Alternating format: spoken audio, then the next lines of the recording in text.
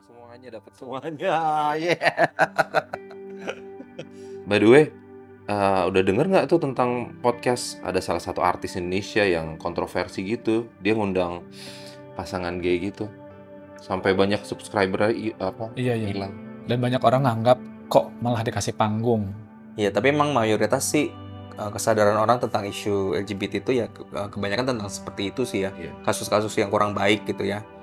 Dan itu sehingga ketika membicarakan tentang, karena LGBT kan spektrumnya nggak satu seperti itu doang ya, seperti kita tahu gitu ya. Itu ada orang-orang yang memang mempunyai ketertarikan sama jenis tapi dia nggak setuju dengan lifestyle-nya Ya, LGBT kayak kita seperti itu gini ya, kayak kita gini ya. Dan banyak orang nggak ngerti bedanya LGBT dengan KSJ atau ketertarikan sesama jenis, ya kan? Mereka menganggap ya LGBT ya KSJ ya sama aja. Iya. Terus lu cerita dong gimana sih ya lu sendiri gimana gitu tuh? Oh iya, kalau gue kan memang bergumul KSJ, tapi sejak memahami ada ketertarikan sejenis ini, kok merasa ini nggak benar gitu loh. Jadi gue nggak berusaha melanjutkannya atau menghidupinya atau mencoba cari seseorang gitu, tapi terus bertahan sehingga ya walaupun KSJ tetap berjalan bersama Tuhan. Banyak orang mikir kalau kita nggak melakukan itu kita nggak bisa bahagia, kita nggak bisa hidup kita kayak akan menderita gitu kalau kita nggak menjalani itu gitu. Padahal kalau pengalaman saya sih itu kayaknya enggak kok, maksudnya baik-baik aja kita gitu, karena kan manusia banyak ya aspeknya, nggak cuma itu doang gitu kan, banyak yang bisa memuaskan hidup kita. Tapi banyak loh orang bingung dengan KSJ ini. Itu dari lahir atau memang dari perkembangan kehidupan mereka ya? Masih banyak yang bingung. Nah, pendapat kalian gimana tuh tentang orang-orang kayak gitu? Ya kalau saya sih ngerasanya memang sejujurnya dari kecil ya, dari usia 6 saya merasakan itu ya. Jadi terasanya seperti kesannya terakhir seperti itu sih dulu ya. Cuman setelah sekarang makin ya baca Alkitab gitu kan, semakin banyak juga baca artikel-artikel yang di luar kekristenan, saya semakin lihat bahwa ini cukup kompleks ya gitu maksudnya. Dan memang gen gay aja nggak pernah ditemukan gitu sebenarnya. Jadi banyak juga faktor lingkungan tuh juga berpengaruh sih ternyata gitu. Kalau dari yang saya udah pelajari dan saya melihat dari kehidupan saya sendiri, banyak faktor lingkungan dalam kehidupan saya yang mempengaruhi saya untuk saya sampai ke arah sana. Jadi kalau dari pengalaman saya juga waktu bertumbuh sih memang keluarga juga nggak ada abusive atau nggak ada pelecehan seksual, juga di sekolah juga berprestasi, jadi kalau bulian tuh nggak gimana sih gitu. Tapi memang somehow itu saat waktu bertumbuh memang ada masalah di keluarga juga gitu. Jadi dari situ sih. Jadi memang kalau dilihat, ada orang memang merasa dari kecil ya, kayak kamu jam 6 tahun, bahkan ada yang kita pernah dengar ada cerita bilang umur 3 tahun ya udah merasakan seperti itu gitu. Jadi cuma kalau aku pribadi mempercayai bahwa itu adalah efek kehancuran manusia dalam dosa gitu, sehingga keluarga itu menjadi satu tempat di mana harusnya menjadi tempat yang aman bagi seorang anak bertumbuh menjadi kurang aman, dan itu bisa efeknya kemana-mana. Jadi nggak cuma masalah keterkaitan sama jenis atau LGBT ini. Ada orang yang ketika bertumbuh dewasanya dalam keluarga yang tidak sempurna seperti itu ya bisa jadi mungkin kecanduan ke alkohol atau ke narkoba seperti itu ya. Jadi akar-akar ini ya menyebabkan banyak tendensi seperti itu.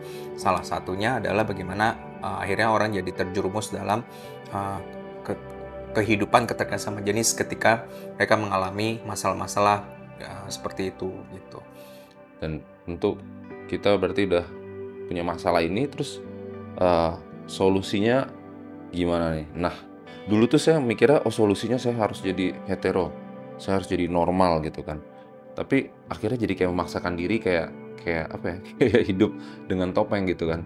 Ya tapi puji Tuhan sekarang saya sadar gitu loh, bahwa solusinya itu adalah kita mengenal Tuhan, kita mengenal Bapa di surga itu gitu kan, lewat Yesus Kristus. Dan itu yang mengubahkan saya ketika saya sadar bahwa saya dikasihi apa adanya. Saya jadi bisa menerima diri saya sendiri ya menerima bahwa ya udah saya memang ada KSJ dan ya udah nggak apa-apa gitu loh. Tapi saya juga nggak harus membiarkan KSJ itu menguasai kehidupan saya gitu loh. Tapi yang harusnya menguasai kehidupan saya adalah Tuhan itu sendiri gitu kan. Memang nggak bisa dipungkiri sih, maksudnya kalau si Hope itu aku juga waktu pertama-tama yang aku perhatikan itu adalah perilakunya gitu ya, yang kita mau coba hindari. Jadi ibaratnya kalau gunung es itu yang kita lihat yang di puncaknya doang, puncak gunung es. Sementara di bawahnya itu sebenarnya gunung es itu kan lebih bawah, lebih bahaya lagi di situ. Nah, kita berusaha mengikis yang di atasnya, tapi yang bawahnya masih ada dan sehingga tidak bisa berhasil. Dan gue sih merasa banyak juga nih orang-orang di luar sana yang mengalami seperti itu. Mereka bergumul KSJ, Terus tapi menguburnya doang menguburnya gitu dan karena Dari ketakutan mungkin ya, karena kepercayaannya juga, agamanya mungkin melarang, dia tahu itu nggak benar, dia tidak menghidupinya, tapi tetap dia kubur, tapi tetap pada akhirnya itu masalah juga menurut gue sih.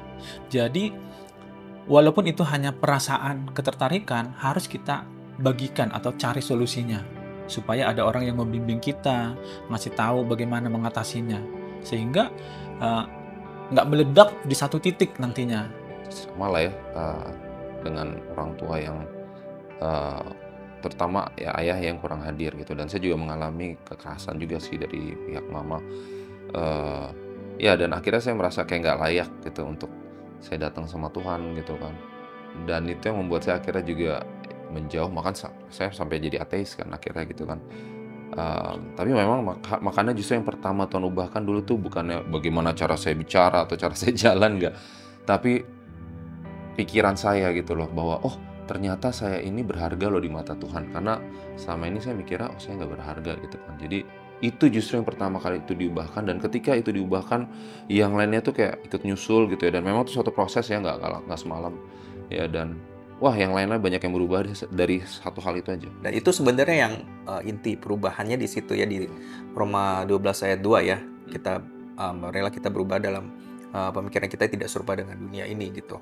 Jadi memang benar bahwa ketika kita merasa kita tidak dicintai, kita tidak disayang, atau kita bisa disukai orang ketika kita melakukan sesuatu untuk orang lain, itu yang membuat kita terus mencari perhatian kan. Jadi yang justru yang kita perlu adalah kembali ke Tuhan yang menerima kita apa adanya.